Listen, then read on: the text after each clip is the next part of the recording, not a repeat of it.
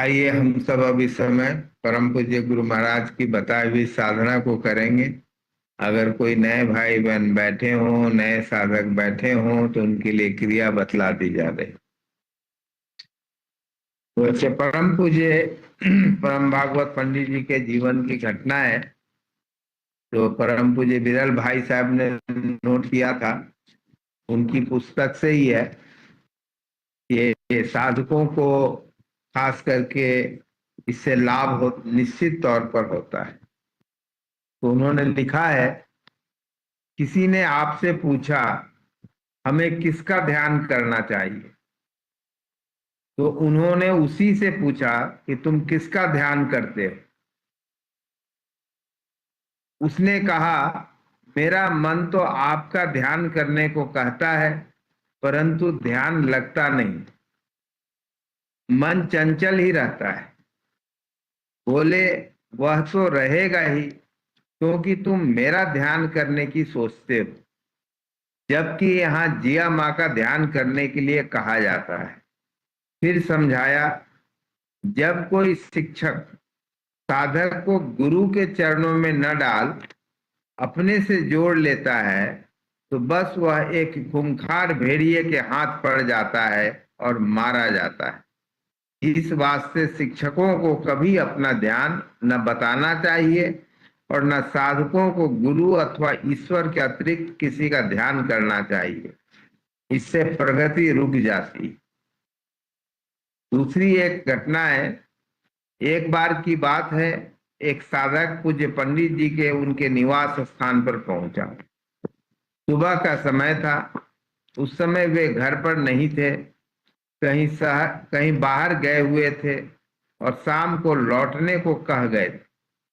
वह साधक उनकी प्रतीक्षा में दिन भर वहां रहा, परंतु जो प्रसाद उन्हें भेंट करने के लिए ले गया था अपने पास ही रखे रहा। उसने सोचा, जब वे आएंगे तो क्या भेंट करूंगा, अतः उनके आने पर उनके सामने ही उसे रखूंगा। निर्धारित प्रोग्राम के अनुसार वे शाम को आए, प्रसाद उनके सामने रखा। पूछा, कब आए?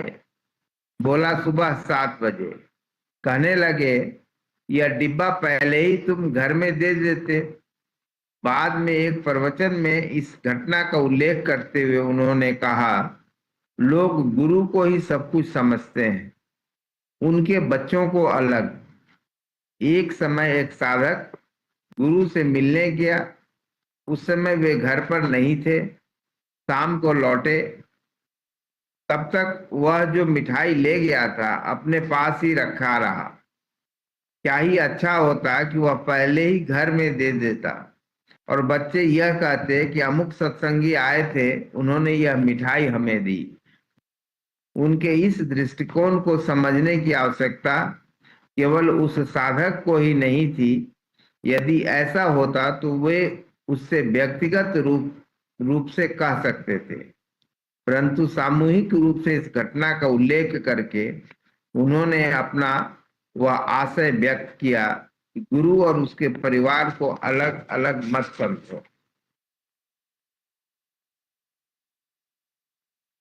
तो ये बातें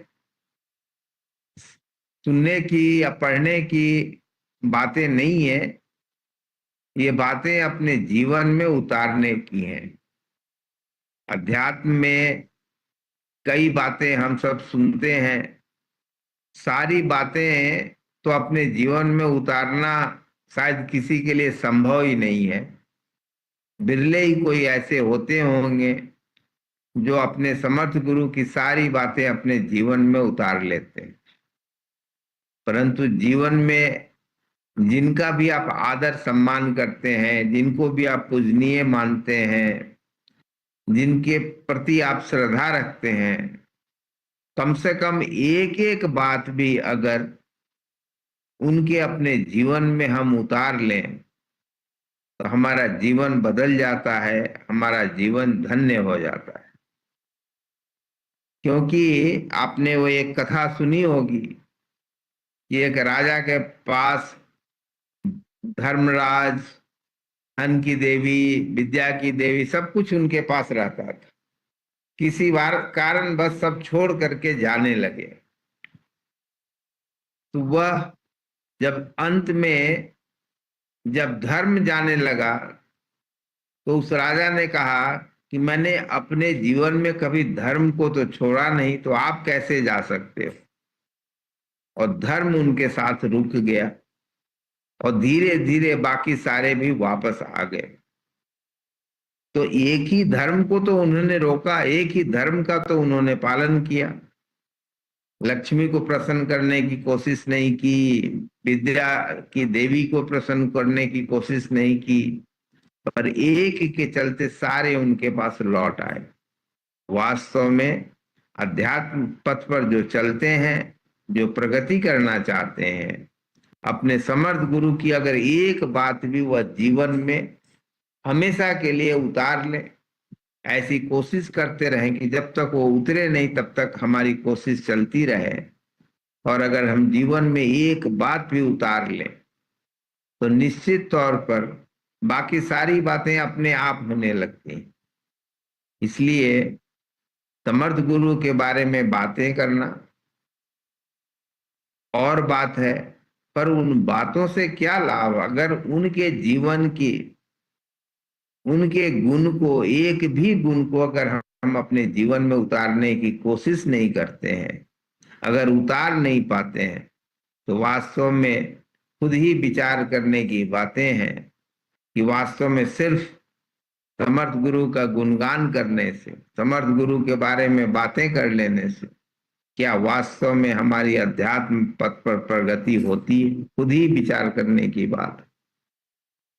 इसलिए अपने जीवन में हमेशा अपने आप को देखना चाहिए। हम सब सत्संग में अपने आत्म कल्याण के लिए आए, तो अपना आत्म कल्याण तो तभी होगा जब हम उस आत्म कल्याण की राह पर आगे बढ़ेंगे, उसमें जब हम प्रगति करेंगे। और प्रगति तो तभी करेंगे जब कुछ बातें अपने जीवन में उतारने की कोशिश करेंगे।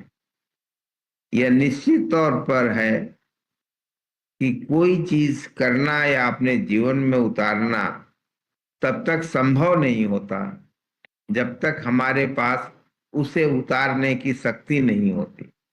परम पूज्य गुरु महाराज ने इसीलिए ऐसी साधना प्रदान की है जिसे करने से निश्चित तौर पर वह शक्ति प्राप्त होती है जिससे वास्तव में हम उन बातों को अपने जीवन में उतार सके।